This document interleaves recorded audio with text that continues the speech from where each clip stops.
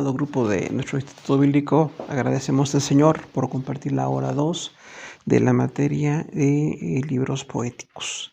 El tema es Introducción a Job, trasfondo y propósito.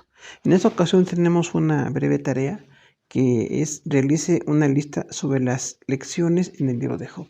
Recordemos que solamente es para inducirnos en el tema, no tienen que ser tareas muy extensas y bueno, usted puede hacer las principales lecciones que capta en el libro de Job en base al material que tenemos, en base a la misma Biblia o en base a otras bibliografías.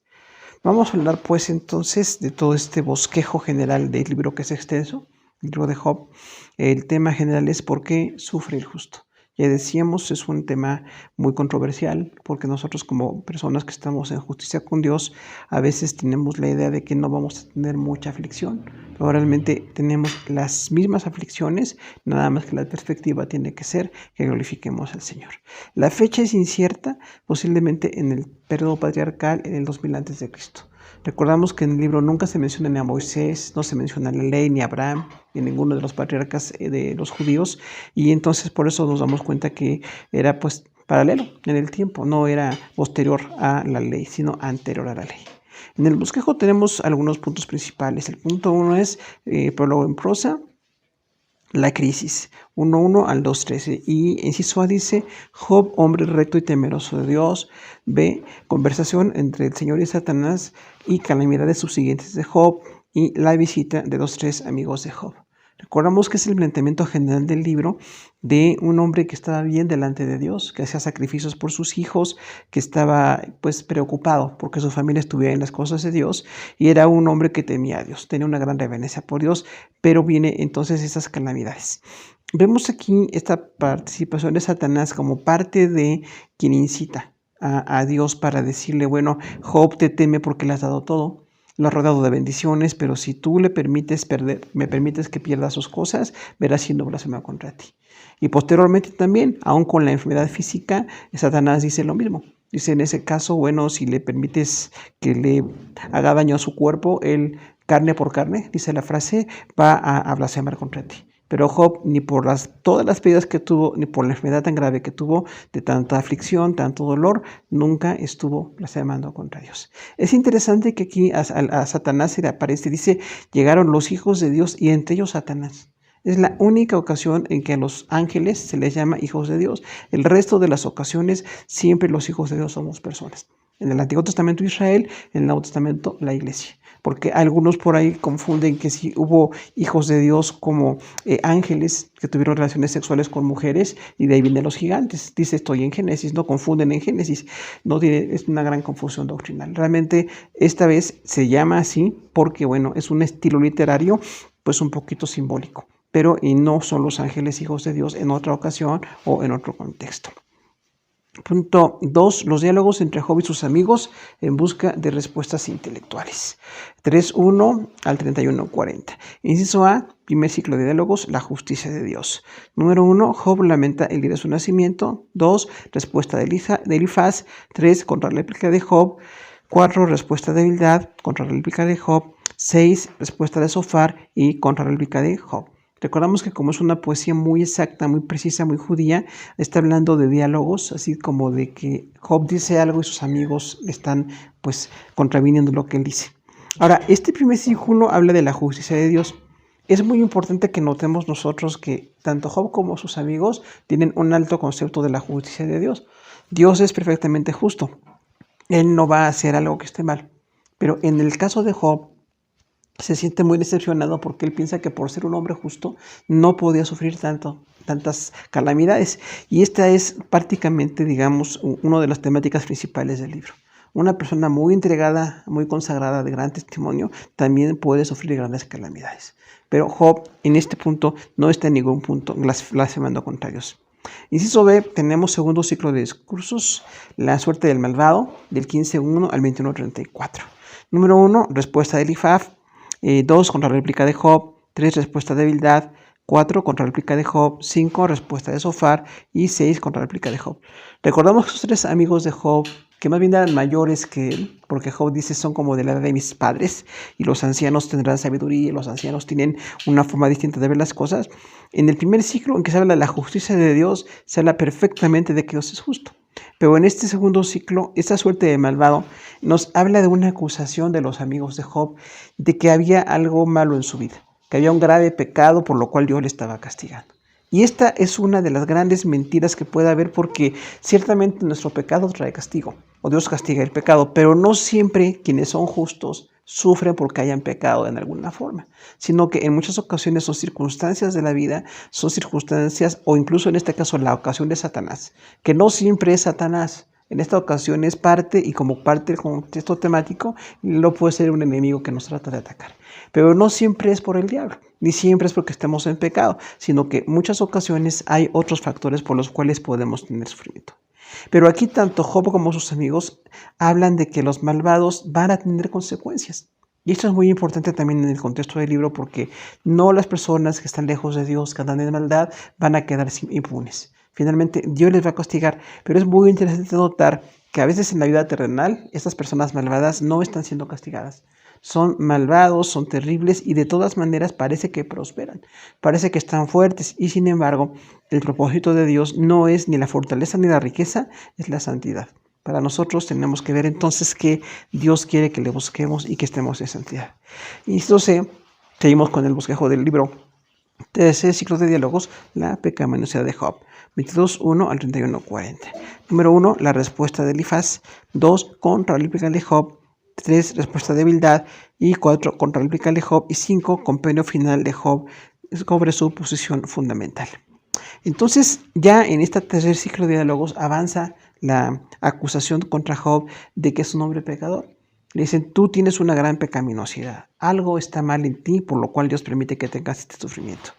Y decimos, tenemos que desarraigar de nuestra mentalidad esa idea de un gran prejuicio, de una gran falta de amor, porque como en el caso de Job, que era un hombre muy justo, un hombre ejemplarmente justo, y le vinieron todas esas calamidades. La gran lección es que el sufrimiento nos permite conocer más a Dios. Job, al final, cuando dice de oídas te había oído, da así como el versículo clave de todo el libro, porque conoció más a Dios. O sea, sufrió mucho, tuvo grandes pérdidas, pero finalmente conoce más a Dios. Y es el gran modelo para que nosotros también conozcamos más a Dios y enfrentemos el sufrimiento con valor. Enfrentemos el sufrimiento dándonos cuenta de que Dios nunca va a ser injusto. Punto 3 de este bosquejo del libro son los discursos de Eliú, el comienzo del discernimiento. 32:1 al 37:24. Inciso A, introducción de Eliú. B, primer discurso, instrucción de Dios a los humanos por medio de la aflicción. C, segundo discurso, la justicia de Dios y la persuasión de Job. D, tercer discurso, la rectitud no queda sin provecho. Inciso E, cuarto discurso, la grandeza y la majestuosa de Dios y la ignorancia de Job. Tenemos aquí entonces ya a otro participante de este diálogo, de estos discursos, y ya es una cuarta persona. Recordamos que Eliú es más joven que Job, entonces era mucho más joven que los amigos de Job, pero tuvo mucho más discernimiento. Es importante notar que las personas jóvenes, consagradas o con alguna comunión con Dios, pueden tener más discernimiento que incluso algunos que son ancianos, porque hay muchas ocasiones que se piensa que los jóvenes pues no tienen ese pensamiento. Y en este caso, Eliú es un hombre ejemplar, un joven ejemplar, que empieza de una manera muy especial a decir que, bueno, Dios nunca va a ser culpable de sufrimiento. Lo puede permitir, pero nosotros tenemos que entonces ver que tenemos que corregir nuestros caminos. Y aquí cuando dice el inciso C, en el segundo discurso, la justicia de Dios y la presunción de Job, es un punto importante, porque sin acusar a Job de pecado, Eliú dice, Dios es tan justo que hay alguna razón que no conocemos, por la cual está sufriendo tanto, pero está siendo presuntuoso. Cuando tú dices que eres tan justo, que porque pues si acumulaste riqueza y familia y tuviste mucho trabajo, vienen esas pérdidas. Y ahí vemos nosotros cómo sí se confronta con Job, en el sentido de que Job estaba defendiéndose tanto que no estaba defendiendo la justicia de Dios. Y eso puede pasar en nuestra vida personal, es un tema muy profundo, pero hay ocasiones en que nosotros estamos tan enfatizados en lo que nosotros creemos merecer, que no nos damos cuenta que Dios es perfectamente soberano. Y en su perfecta soberanía, aunque seamos justos, nos puede permitir que pasemos el sufrimiento. Si tenemos la calidad espiritual y al final reconocemos que Dios es perfectamente justo y que le conocemos más, habremos crecido espiritualmente. Recordemos que Job es uno de los gigantes de la fe. Sin ser judío, sin estar con la ley, sin estar con Moisés y con Abraham, fue un gigante en la fe. Y dice eso en el tercer discurso de Eliú, la rectitud no queda sin provecho. O sea, al final este joven tiene un punto más asertivo que los hombres más ancianos. Dice, la rectitud no queda sin provecho. Si tú eres recto, al final tendrás provecho. Estás enfermo, estás perdiendo todo, tienes una gran aflicción, pero si has sido recto, al final no va a ser sin provecho. Dios te va a bendecir. Y luego dice ahí que es la majestuosa participación de Dios y la ignorancia de Job. Y esto habla de un joven que decía, bueno, Dios es majestuoso, es soberano, y tú eres un hombre. Aunque seas justo, tienes que reconocer que estás bajo una perfecta justicia. El punto 4 es, el Señor responde a Job, revelación directa, 38:1 al 42:6. Inciso A, Dios habla de la ignorancia de Dios. B, humildad de Job. C, Dios desafía la crítica de Job sobre su gobierno del mundo. Y D, Job confiesa su falta de conocimiento de los caminos de Dios. Es importantísimo ver la participación de Dios en esta situación histórica que realmente pues, nos da una gran lección. Cuando Dios se revela con Job, le dice, es que tú no sabes nada. No estabas cuando yo fundé la tierra, no estabas cuando yo hice las Pléyades, no estabas cuando fundé el universo. ¿Cómo te puedes poner a juzgar lo que yo estoy haciendo? Entonces, esto habla de la perfecta soberanía de Dios, que siendo eterno, perfecto y glorioso y todopoderoso, tiene los caminos perfectos. Los de los caminos imperfectos somos nosotros. Los de la visión incompleta somos nosotros. Y en este caso, realmente, este hombre tan justo, comparado con la inmensidad de Dios, se queda humillado.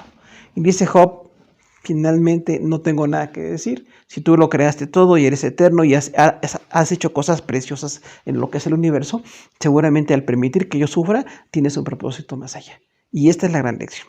El epílogo, la parte final de todo el discurso, es en prosa. Recordamos que las anteriores partes todas son pues literalmente en poesía hebrea y esta parte es en prosa. La crisis termina, 42:7 al 17. Final del libro. Inciso A, Job ora por sus 3 amigos, y B, la porción doble de Job. Vemos aquí entonces, además de que los amigos de Job no eran sabios, de que el joven Eliú era más sabio que ellos, de que Job, aunque nunca blasfemó contra Dios ni se apartó del camino de Dios, sí se enojó. Maldijo el día en que nació, estaba muy frustrado, estaba muy enojado, decía palabras de mucho enojo, de mucha frustración. Nosotros podemos traer enojo y frustración en nuestras experiencias personales, pero que nunca nos gobiernen en las decisiones más importantes, que nunca nos apartemos de Dios. Y vemos que además de que Dios se revela y Job dice, te había oído de oídas, te conozco más ahora, que es un verso precioso, Dios le invita a Job a orar por sus amigos. O sea, Dios es restaurador. No le dijo, sí es cierto, Job, que tú eres más justo que los 3 amigos y ya déjalos aparte, sino dice, tú vas a orar por ellos. Entonces, una persona restaurada tiene que ir a hacer de bendición por los demás. Tiene que ir a hacer bendición por los demás. Y entonces ora por sus amigos para que Dios les bendiga. Porque estaban mal en el aspecto de haber juzgado a Job como culpable de pecado. Entonces, cuando alguien nos acusa de pecado, cuando alguien nos haga algún daño, podemos orar por ellos. Es una gran lección espiritual, de gran madurez espiritual. Y además, después viene una porción doble de Job al final del libro. Dice que Dios le dio nuevamente 10 hijos, que sus hijas eran las más lindas de todo el país y que Job estuvo tan bendecido con su segundo grupo de 10 hijos, que bueno, murió en una buena vejez y viendo a sus hijos y viendo a sus generaciones. Qué importante es que aprendamos la lección de Job. Menos rebeldía, menos juicio a las cosas de Dios y sí más aceptación de sus planes perfectos para nosotros. Vamos a ver ahora entonces el contexto histórico del libro de Job para tener un poquito más de comprensión de esto. Job está clasificado como uno de los libros de sabiduría y poesía del Antiguo Testamento. Trata profundamente importantes preguntas universales y casi todo el texto está en verso. A pesar de ser poesía, relata un hecho histórico ocurrido en la tierra de Uz, que llegó a ser territorio de Edom, situado al sureste del Mar Muerto o en el norte de Arabia. Hay 2 fechas importantes en relación con el libro. Número 1, la fecha para Job y los sucesos del libro. Ciertos hechos indican que Job vivió en el tiempo de Abraham o antes, 2000 a.C. Esto puede concluirse por el evidente contexto patriarcal y el uso del nombre Shaddai para Dios. 2, la fecha de la escritura inspirada. 2, inciso A, la época patriarcal en el 2000 a.C. B, durante los días de Salomón o poco después, 950 al 900 a.C. o C, el periodo del exilio 586 al 538 a.C.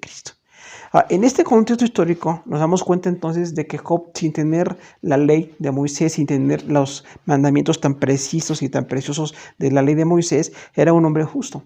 Y era un hombre que además no era judío. Es importante notar esto porque nosotros vemos todo el Antiguo Testamento un gran énfasis hacia los judíos, pero este hombre previo en su fecha de vida a los judíos era justo delante de Dios. Y esto habla entonces del gran desafío de que aún personas que no conocen a Dios pueden ser justas, aunque conocía el nombre de Dios, el Shaddai y el Todopoderoso que se usa aquí, habla entonces de que tiene algún conocimiento de Dios. No había todavía escrito, no había ley, no había templo ni tabernáculo, pero había un conocimiento de Dios. Y además decíamos el lugar, ¿no? Pues la tierra de Uz, que es en la parte de Edom o en el norte de Arabia. No es muy clara la ubicación del lugar, pero no era Jerusalén. No era ni Israel ni era Judá. Era una parte extranjera, ¿no? Entonces, pues Job es idumeo, seguramente, o es árabe, es una de las dos posiciones, pero después en cuanto a la fecha del libro decíamos, si se escribió exactamente cuando él vivió, es posible que el mismo Job o alguna amanuense haya tenido que haya escrito la experiencia de este hombre en el 2000 a.C. Una segunda opción puede ser en el tiempo de Salomón, porque hubo mucha compilación de los escritos de David y de Salomón mismo, y algunos piensan que pudo ser ahí cuando se inspirará y se registrará el libro, o posteriormente en el exilio, en el 586 al 538 a.C. La fecha de la supuesta inspiración del libro no afecta al contenido. El contenido es un hombre justo, previo a la época patriarcal, pero hay esas opciones por algunas cuestiones de contexto o de uso del idioma en el libro que pueden algunos críticos pues ubicar en esas fechas. A propósito del libro, presentar algunas verdades respecto al sufrimiento de los justos. Entonces, recordamos aquí que si estamos hablando del sufrimiento de los justos y nosotros como creyentes somos justos delante de Dios y vamos a sufrir las mismas situaciones tan difíciles que tuvo Job en su vida, vamos entonces a ver en nuestro contexto también que si el sufrimiento llega, no estemos como, digamos, sorprendidos por eso, que no estemos alterados y que no cambie nuestra relación con Dios. Finalmente el sufrimiento llega y hay una gran lección. Aún un hombre tan justo como Job tuvo que madurar más. Tuvo que entender que no por ser justo, Dios no iba a permitir que sufriera. Y el permitir su sufrimiento hizo que Job llegara a una madurez más allá. Punto 1. Satanás recibió permiso para poner a prueba la autenticidad de la fe de un hombre justo. Una gran lección que decimos, aunque de Satanás se habla muy claramente en Antiguo y Nuevo Testamento, qué hace y qué no hace, qué es y qué no es. En este caso sí es un acusador. Recordamos como parte del significado de su libro, de su nombre, él está acusando a Job. Job está bien delante de Dios y Dios le dice a Satanás, ¿no ves a este hombre justo? O sea, Dios conoce a los hombres justos y Dios sabía lo que iba a hacer Satanás, sabía lo que iba a pasar con Job, sin embargo usa a este hombre como una gran lección para todos los justos. Que el justo nunca deje de serlo porque vienen las calamidades de la vida, esas grandes pérdidas. Y en esta ocasión decíamos, no siempre Satanás es tomado en cuenta como para pedirle a Dios permiso de afectar a un creyente. Pasa, lo llega a hacer, a veces no lo hace, a veces vienen otras circunstancias en nuestra vida, pero sí tenemos que definir claramente, que no dice que Satanás siempre lo hace, tampoco dice que nunca lo hace. En esta ocasión sucedió y fue entonces permitido por Dios. Punto 2. Hay asuntos que exceden a la comprensión humana, por lo cual Dios se revela a sí mismo. Y esto, hermanos, habla mucho de lo que tenemos nosotros como enfoque de creyentes. Estamos basados a la revelación de Dios. Nosotros creemos en la revelación de Dios Antiguo y Nuevo Testamento, la revelación general de Dios así en toda la creación, la revelación especial que es la Biblia y la revelación personal que es el Señor Jesús. Esa revelación de Dios es un gran factor para nosotros, cosa que la gente que no conoce de Dios pues no tiene. Entonces tenemos una grande bendición en cuanto a esta revelación que responde a situaciones que van más allá de nuestra comprensión. Job, que era un hombre posiblemente adulto, previo a la vejez quizá, porque dice que se sentaba con los ancianos de la ciudad, que era juez con ellos, que era muy sensato en los juicios, que era un hombre importante, económicamente muy fuerte en ese punto, con una familia pues muy linda de 10 hijos y una riqueza pues destacada. Aún con todo y esto, él no tenía todo el conocimiento de Dios, ni tenía todo el conocimiento de lo que puede pasar. Y sí nos lleva a pensar, hermanos, que estemos preparados para cuando llegue el sufrimiento. Porque el estar preparados nos hace estar como advirtiendo qué puede pasar. Si realmente pierdo a mis hijos, como pasó con Job, esos 10 hijos que eran jóvenes en ese momento, imagínense qué dolor tan grande para Job. Sin embargo, dice que él adoraba a Dios. Cuando dice Dios dio y Dios quitó, sea el nombre de Dios bendito, habla entonces de una gran madurez. Dice, Dios me dio estos hijos y me los quitó. Pensemos la bendición de que nosotros tenemos de ser padres de familia. Nuestros hijos son un gran regalo, son una grande bendición, son un gran compromiso. Pero no porque perdamos a nuestros hijos nos lleguemos a apartar de Dios. Porque sería algo muy extremo. Cuando alguien pierde un hijo o una hija, o varios hijos, en este caso 10 hijos, es un caso único, pero realmente sí nos lleva a pensar que tenemos necesidad de afirmar nuestro corazón delante de Dios. Nunca queremos que suceda, nunca vamos a descuidar a los hijos, queremos cuidarlos, enfocarlos en las cosas de Dios y ya con ellos en adultos que decidan su vida. Pero mientras estén en casa y mientras estén bajo nuestra tutela espiritual, siempre estemos esforzándonos como Job, haciendo sacrificio por ellos. Nosotros no hacemos sacrificios, pero sí estamos en la consagración, en la reunión, estamos en el esfuerzo cristiano para que ellos tomen su decisión por las cosas de Dios. Pero también hablemos entonces de las pérdidas en lo material, porque somos muy susceptibles a lo que perdemos, dado que pues subsistimos por lo que tenemos en lo material, tenemos una casa, tenemos un trabajo, tenemos un ingreso, todo esto se pierde. Para Job, que realmente perdió toda su hacienda, perdió miles y miles de animales y perdió una cantidad de campos y bueno, fue robado, fueron quemados, hubo un incendio. Todo esto que fue tan fuerte, para Job lo dejó literalmente en ceros.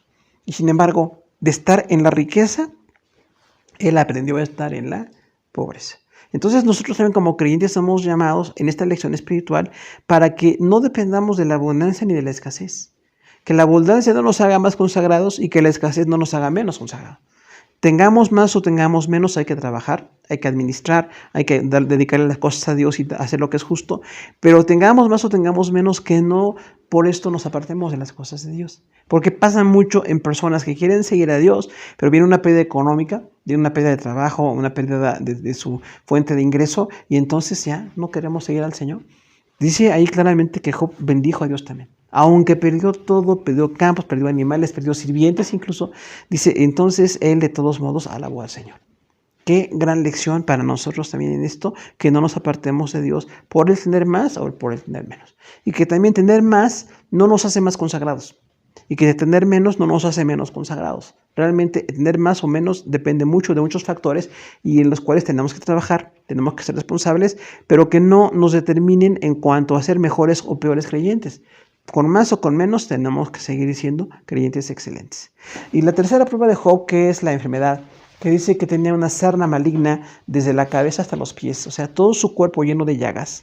Hay algunos médicos, algunas personas que opinan sobre la enfermedad que tuvo Job, que fue pues devastadora para su cuerpo. Y dice ahí claramente que literalmente tenía que rascarse con un tiesto, con un pedazo seco de barro, y dice que estaba comenzó con tanta aflicción. Y después de haber estado en la gran comodidad de un hombre próspero, en los frutos de un hombre de trabajo, de un hombre que tenía una gran hacienda, ahora estaba ahí literalmente en ceniza y polvo, sufriendo una gran enfermedad. Esto nos lleva a pensar, hermanos, también y a tener el desafío de que aunque nos enfermemos, tenemos que seguir en las cosas de Dios. Porque también hay creyentes que en cuanto llega la enfermedad ya no queremos servir a Dios. O decimos, si yo sirvo a Dios, ¿y por qué permito que me enfermara? Nos ponemos así en un papel como de críticos o jueces de Dios. Y si permite la enfermedad, hermano, tiene un propósito. La enfermedad nunca va a ser algo agradable a nuestro cuerpo. Finalmente es un quebrantamiento, pero decimos, el quebrantamiento tiene un fruto. El quebrantamiento, la enfermedad, tiene el fruto de que seamos más maduros, más sensibles a quienes sufren y que seamos gente de más oración. Porque realmente incluso poder no movernos, el estar enfermo o poder tener riesgo de contagiar a otros, esto nos puede llevar a tener una actitud de mucha autocompasión y de mucho derrotismo. Tenemos entonces que seguir adelante. Como venga la enfermedad, tenemos que seguir. Dice que era una sarna maligna.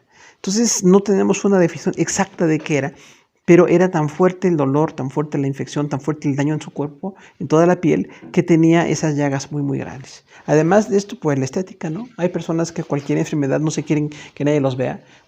Tener una llaga, tener ese tipo de proceso infeccioso nos hace sentir muy mal. Sin embargo, Job pasó la prueba. Cuando dice que estaba en ceniza y silicio, literalmente él estaba afligiéndose. En ese contexto de silicio, una tela de piel de oso y la ceniza, arrojándose ceniza en el cuerpo, que aumenta el calor en ese lugar tan desértico, aumenta la aflicción, y él estaba dispuesto al sufrimiento. Qué importante que nosotros, aunque estemos enfermos, hermanos, sigamos adelante. Ahora que hemos tenido esta enfermedad tan letal, tan terrible para muchos, y sin embargo, a pesar de esto, tenemos que seguir adelante. Y no nada más está, todas las enfermedades hay que estar orando al Señor, que estemos preparados para no apartarnos de sus caminos y seguir a pesar de todo.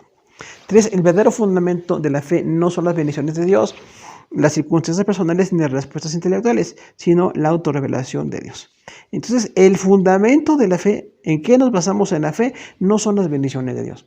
O sea, si tener bendiciones nos hace ser mejores creyentes o aparentemente perder bendiciones nos hace ser más malos creyentes, eso es una perspectiva que tenemos que quitarnos. Porque realmente Dios siempre nos bendice por su amor, por su gran misericordia. Y el tener bendiciones, más o menos, no quiere decir que seamos mejores o peores creyentes. Realmente no son la base para poder juzgar nuestra vida, sino la fe, cómo estamos en el Señor. Las circunstancias personales que decíamos, bueno, perder a sus hijos, perder su hacienda y también incluso estar muy enfermo, esas circunstancias tampoco son la respuesta en cuanto a cómo estamos en la fe. El fundamento de la fe tampoco está allí. Y es interesante, las respuestas intelectuales de sus 3 amigos de Job, que trataban de razonar por qué Dios permitió, por qué Job estaba así, que quizás Job estaba en un grave pecado, en graves pecados, la respuesta intelectual tampoco satisface. No es base de la fe. Tenemos respuestas intelectuales hasta donde Dios permite y por lo que Dios permite. Pero no son las respuestas intelectuales la base de la fe. La base de la fe, dice, es la revelación de Dios. Y nosotros tenemos del Génesis al Apocalipsis la revelación escrita. Gracias a Dios por esta revelación que hay que leer, que hay que revisar, que hay que analizar cada día e ir conociendo más de Dios en su palabra. Y esto nos va a ser base de la fe y no esas bendiciones o las respuestas intelectuales tampoco, ni las circunstancias personales, que no son la base de nuestra fe. Punto 4. La prueba de la vida del justo le permite purificar su fe. Esto da como resultado una medida mayor de integridad y de humildad espiritual. Decíamos entonces que la prueba, realmente esta aflicción fuerte, es el recurso para purificar nuestra fe, para ser más puros en la fe. Job era un hombre de fe, era un ejemplo de fe para muchos, quizás rebasado a muchos, y sin embargo, con todo lo que Dios permitió que él pasara, le hizo ser un creyente más grande. Entonces, esta aflicción que podemos pasar tiene que ser notoria qué tan íntegros somos delante de Dios. Porque Job nunca trató de apartarse de las cosas de Dios, ni dejó de ser íntegro, ni empezó a pecar. Dice ahí que se mantuvo así de una manera solamente por la gracia de Dios, pero él no decidió ni blasfemar contra Dios, ni apartarse de la justicia. Es una gran medida de fe para nosotros en cuanto a Job, que nunca nos apartemos de la justicia de Dios. Y también la humildad espiritual, que realmente a veces somos muy soberbios, ¿no? Esa soberbia es un gran enemigo de las cosas de Dios, y la soberbia nos hace pensar que merecemos todo, y la soberbia nos hace pensar que somos mejores que otros, y la soberbia nos lleva a muchos conceptos equivocados. Pero en el caso de las pruebas nos llevan a una humildad espiritual. Ya que Job pasó cosas tan difíciles en su vida, fue mucho más humilde. Incluso, como decimos, acabó orando por sus amigos porque Dios se lo indicó y era un hombre más humilde. Quizás ahora, además de un hombre justo, un hombre próspero, un buen papá, un buen esposo, además era humilde. Una gran virtud que tenemos necesidad de aprender los cristianos más. Aunque 5, el trato de Dios puede parecer oscuro y cruel, al final son evidentes la compasión y la misericordia de Dios. Entonces, en ese trato de Dios puede parecer oscuro y cruel porque no entendemos. Job no entendía por qué Dios permite esto, porque Dios me está llevando al extremo de sufrimiento. No entiendo por qué hay esta pérdida de los hijos, de 10 hijos, de toda la hacienda, y luego viene la enfermedad pues muy vergonzosa y de mucha aflicción, y parece cruel, ¿no? Parece que Dios no sabe lo que está pasando, o a Dios no le importa, y sin embargo Dios sabía perfectamente lo que estaba pasando y le importa y tiene un propósito. Y en ese propósito es que crezcamos espiritualmente. Ahora, la compasión y la misericordia de Dios están presentes en esto, porque por compasión y misericordia Dios hizo crecer espiritualmente a Job. Definitivamente, al final del libro, Job dice que la prueba para él le hizo más fuerte en lo espiritual, le hizo más maduro, y esto nos lleva a pensar a nosotros, hermanos, que si somos verdaderamente cristianos, verdaderamente espirituales, las pruebas no las vamos a buscar, ni queremos así tenerlas y estamos deleitándonos en ellas, pero cuando lleguen las pruebas vamos a crecer. vamos a crecer espiritualmente y vamos a ver más de la compasión de Dios y la misericordia de Dios, porque Job al final no le reclama, no está enojado con Dios, sino que es más humilde. Y dice: Señor, de veras que tus argumentos que son eternos, tu sabiduría que es inmensa, tu omnipotencia, tu eternidad son tan grandes que yo no soy nada delante de ti. No soy nada delante de ti y me arrepiento en polvo y ceniza por haber sido soberbio y por haberme enojado y por haber estado frustrado y enojado con la enfermedad que tenía y con las pérdidas y las grandes pérdidas que tuvo. Entonces tenemos una gran lección ahí. Ahora, vamos a pasar al tercer tópico, que es la poesía en las Sagradas Escrituras. Tenemos una serie de textos que están aquí desde Génesis, Éxodo, tenemos Deuteronomio, primero de Samuel, segundo de Samuel, primero de Crónicas, primero de Reyes, segundo de Reyes y primero de Crónicas. Ahí también tenemos algunos contextos de muchos textos sobre la poesía que hay en el Antiguo Testamento.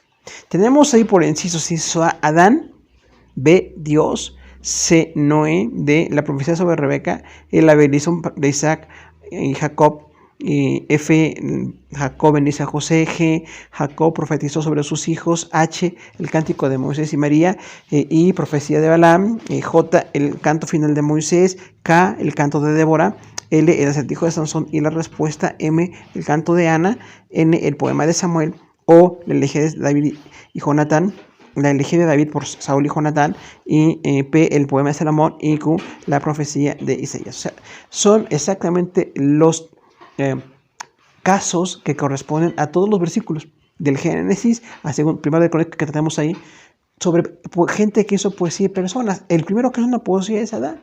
Ahí desde el Génesis vemos a Adán hablando en poesía sobre la mujer que Dios le dio, sobre que va a tener pues, una carne de su carne, ¿no? Dios también habla a Adán y le dice: ¿dónde estás? Y trata de encontrarlo, y es una forma poética, una literatura poética ahí en Génesis. Cuando hablamos de Noé también, es importante anotar a este constructor del arca que también hacía poesía y también estaba diciendo, después de salir del arca, alaba a Dios y siembra, y está componiendo un poema también. La profecía sobre Rebeca es muy importante porque recordamos que viene cuando ella se va a casar. Y le dicen: que seas bendita entre las naciones, que Dios te bendiga y que tus hijos posean la tierra de sus enemigos. Pero literalmente está en poesía, originalmente está en poesía. La bendición de Isaac para Jacob y Esaú también es una poesía. Recordamos que Dios le dice a Jacob: vas a poseer naciones, porque Jacob engañó a su padre Isaac, pero aún así hubo una poesía allí sobre la bendición. Y a Esaú también le da una poesía de fortaleza, de tener riqueza, de enfrentar enemigos. Cuando Jacob bendice a José es importante también porque recordamos nosotros que era el hijo favorito, el hijo de la amada Raquel para Jacob, que era un error familiar, pero finalmente él en una poesía también bendijo a José. Y dice que José va a ser un especial entre sus hijos, que tiene un carácter especial y que Dios le va a bendecir. Cuando vemos que Jacob profetizó sobre sus hijos allá en Génesis 49 y 50, sobre sus 12 hijos, es una poesía.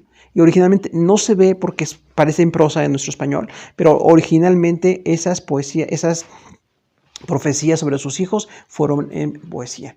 Jacob lo hizo en poesía para Judá, para Efraín, para cada uno de ellos le da una poesía sobre cómo van a estar. Y la profecía sobre Judá, que dice: tendrás el cetro hasta que venga Silo, hasta que venga el que es prometido, ¿no? Entonces habla ahí de una poesía también. Cuando hay un cántico de Moisés y María, también es poesía.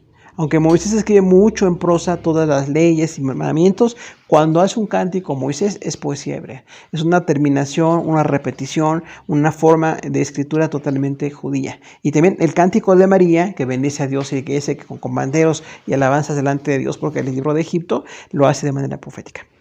Y también la profecía de Balaam, este profeta falso que era caldeo, literalmente, y estaba ahí para maldecir a los judíos. Cuando un enemigo pidió que viniera para maldecirlos y le ofrece una fortuna por maldecir a los judíos, lo hace de manera poética. Y incluso con una vara profetizaba. Alguna costumbre así de los profetas de ese tiempo que trataban de hacer como una poesía al hacer esto. Aunque fue mala la intención, Dios no le permitió a Balaam maldecir a los judíos. Más bien los bendecía, ¿no? Cuando decimos que el que le contrata dice: te traje para que los maldigas, no para que los bendigas. Vemos cómo Dios protege a su pueblo y no permite la maldición. Y Balaam es un muy mal ejemplo de un profeta que conocía algo de Dios, pero que se dejó seducir por toda la riqueza y por toda la maldad. Y dice que después incluso incitaban a los judíos a cometer fornicación. O sea, dice que después de que no pudo maldecirlos como profeta, entonces la instigó al amigo al que lo había contratado y dice, vamos a hacer que haya fornicación para que el pueblo decaiga. Y cuidado con ese tipo de tentaciones, ¿no? El cántico final de Moisés también reconocemos ahí que este varón de Dios, de tantos de servicio, de tantas capacidades, tan notorio en todo el Antiguo Testamento, tanto Moisés como Elías, los dos grandes del Antiguo Testamento. Moisés, antes de morir, hace una poesía también. Y reconoce a Dios y reconoce que sirvió y reconoce que no va a entrar a la tierra prometida, solamente ve la tierra prometida, una gran lección de Dios en cuanto a la fidelidad y en cuanto al orden que Dios tiene para todo. El canto de Débora también es muy importante en tiempo de los jueces, porque recordamos esta mujer que era pues jueza, literalmente tenía el papel importante al gobernar a Israel, lo cual habla de la importancia de la mujer y de su ministerio, pero también tenía capacidades, porque ella fue a la guerra cuando uno de los judíos no quería ir. Dice, me tienes que acompañar tú, y esta mujer fue, dice, como una madre para Israel. Entonces ella también hizo una poesía en cuanto a ese ministerio que tuvo delante de Dios. El acertijo de Sansón y su respuesta también es una poesía. Recordamos que Sansón dice, del fuerte salió algo dulce, porque él había matado a un león. Y dice ahí que trató de sacar pues ventaja sobre los enemigos. Y dice, bueno, si me dicen el acertijo, y lo hizo de manera poética. Y entonces nosotros en español no lo notamos, pero sí allí en el análisis de lo que era la literatura en hebreo fue una poesía la que dijo Sansón. Que además Sansón en otras ocasiones también le decía poesías. Decía que él iba a matar con una quijada a 1000 o a 10,000 y cosas así, y repetía la frase porque era una poesía. El canto de Ana es importantísimo, madre de Samuel, porque cuando Dios le concede este hijo para consagrarlo a Dios, ella le canta al Señor. Y dice, me sacaste de la aflicción, me sacaste de la vergüenza, pero lo hace de manera poética. Es una poesía muy bella. El poema de Samuel también, hijo de Ana, pues nada menos, su madre es un poema, Samuel también es un poema, y aunque fue un gran profeta para los judíos, un gran sacerdote, él también en algún punto hacía poesía y escribía en poesía lo que quería para alabar al Señor. La elegía de David sobre Saúl y Jonatán es importante. Recordamos que es una composición para gente que murió. Y aunque Saúl trató de matar a David muchas ocasiones, cuando Saúl murió, David se puso triste. Dice que compuso un cántico y dice, ¿cómo han caído los valientes? Otra vez en español no se nota mucho, pero en la escritura original era una poesía judía. Cuando habla de Saúl, que fue rey, que era un hombre destacado, habla de él bien, ni siquiera David dijo algo malo de Saúl, sino que habla de un carácter de amor hacia Saúl y nada menos hacia su gran amigo Jonatán. Dice, eran invencibles, eran ejemplares, y habla ahí mucho también de la relación de que tenemos con la gente que Dios llama su presencia. En esas poesías, David no se quejó ni siquiera de que ya no iba a estar con este gran amigo, ni tampoco de que Saúl le haya hecho males, sino que dice, bendecidos fueron invencibles, hemos expedido a dos grandes hombres. El poema de Salomón es muy importante también porque recordamos cuando consagra el templo para Dios y que es un hombre de tanta composición, todo lo que vemos aquí en los libros poéticos, y dijo un poema también para Dios. Y lo hacía de manera, pues con la capacidad que le dio, reconociendo la grandeza de Dios, y todo este poema también está ahí. Y la profecía de Isaías también, porque ahí vemos en Isaías una parte que es escrita en poesía. Y cuando habla de el siervo de Dios, hay 5 poemas del siervo de Dios en Isaías, era totalmente de manera, digamos, no en prosa, sino en poesía. Una manera poética de este gran hombre de Dios. Punto 2. Y recordamos algunas características de la poesía hebrea para tener el contexto de lo que estamos diciendo. Inciso A, énfasis en la intensidad de la acción. B, uso de paralelismo. Número 1, sinónimo con el segundo verso, expresa en otras palabras el pensamiento del primero, según Salmo 22:20, por ejemplo. 2, antitético, el pensamiento del primer verso se hace más entendible por el contraste con el segundo, Mateo 8:20. 3, sintético, con el pensamiento del segundo verso y los subsiguientes explican o complementan la idea del primero, Salmo 1:3. 4, escalonado o de clímax, el pensamiento se desarrolla de manera gradual, Salmo 121, 3 y 4. 5, emblemático, una parte del pensamiento expresa de forma figurada y la siguiente lo hace de manera literal o a la inversa, Salmo 103, 13. 6, introvertido, la cuarta línea corresponde con la primera y la segunda con la tercera.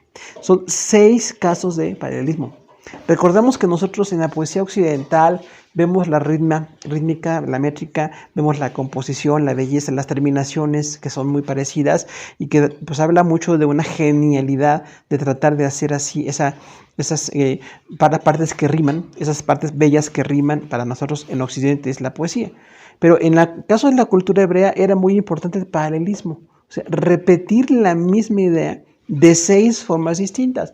Y pasa en todo lo que vemos: Salmos, Proverbios, Eclesiastés, Cantares, todas partes que decíamos que son poéticas del Antiguo y Nuevo Testamento. Muchas veces usa este paralelismo, repite la idea, ¿no? Cuando decimos que es el sinónimo, o sea, se repite la misma idea, ¿no?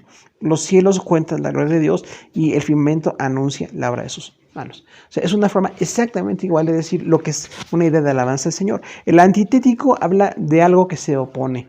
Habla mucho cuando habla en Proverbios del bueno y el malo. Por ejemplo, eso es muy antitético. El bueno tiene un fruto y el malo tendrá malas consecuencias. El punto 3, el sintético, es cuando las partes subsiguientes complementan o explican las primeras. Salmo 1.3 que decíamos ahí. Entonces hay partes que explican un poco lo que Dios hizo, la grandeza que Dios hizo, o lo que parece un poquito entre paréntesis para nosotros se explica. Porque Dios hizo, porque Dios sacó, porque estuvo con Moisés, porque libró a su pueblo. El escalonado de clímax, decimos, cuando el pensamiento va haciéndose mucho más enfático. Incluso el Salmo 150, cuando dice: todo lo que respira alabe a Jehová, alábenlo, pues los címbalos, alábenle con todo tipo de instrumentos, alábenle toda la creación, alabe a Dios. Y eso es totalmente climático. Igual que aquí tenemos el caso Salmo 121, 3 y 4, que habla un poquito de ideas que se van haciendo más profundas y se van haciendo más importantes. El emblemático, decíamos, cuando lo literal se explica de manera figurada o lo figurado de manera literal. Esto pasa mucho ahí. Salmo 103, 13, ¿no? Cuando decíamos que Dios representa con animales que no cantan, que no alaban, pero dice que así como esos animales alaban a Dios, nosotros aprendemos a alabarle. Entonces es algo muy simbólico. No es real que los animales tengan conciencia de alabar a Dios, pero sí es real que la belleza de su cántico, la belleza de sus colores nos da una inspiración a nosotros, ¿no? El introvertido es muy importante porque la segunda parte corresponde con la cuarta y la primera con la tercera. Es así como intercalado para nosotros, ¿no? La parte poética no va exactamente así como su siguiente, sino que la parte 1 es con la 3 y la 2 con la 4. Pasa mucho también en poesía occidental, que vemos ese tipo de rimas allí, que bueno, no están así totalmente simples, sino están más complicadas. Ahora, 3, vamos a ver recursos literarios de la poesía hebrea.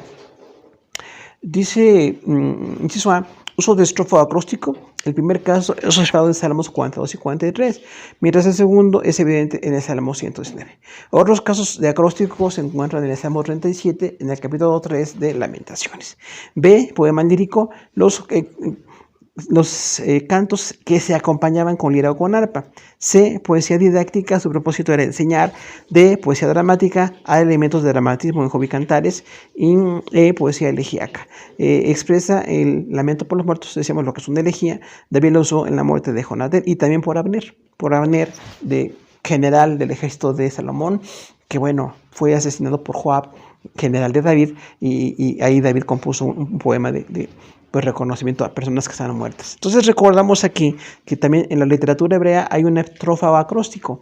Hay una parte completa que va expresando, para nosotros parece como párrafos, literalmente como párrafos, pero también la parte del acróstico, que son las letras decíamos, el alefato, las letras del hebreo, como es el Salmo 119. Muy claro que va letra por letra, son por eso 22 estrofas, una composición, 176 versículos, perfecta. Y bueno, el poema lírico, porque recordamos que los cantos se acompañaban con arpa.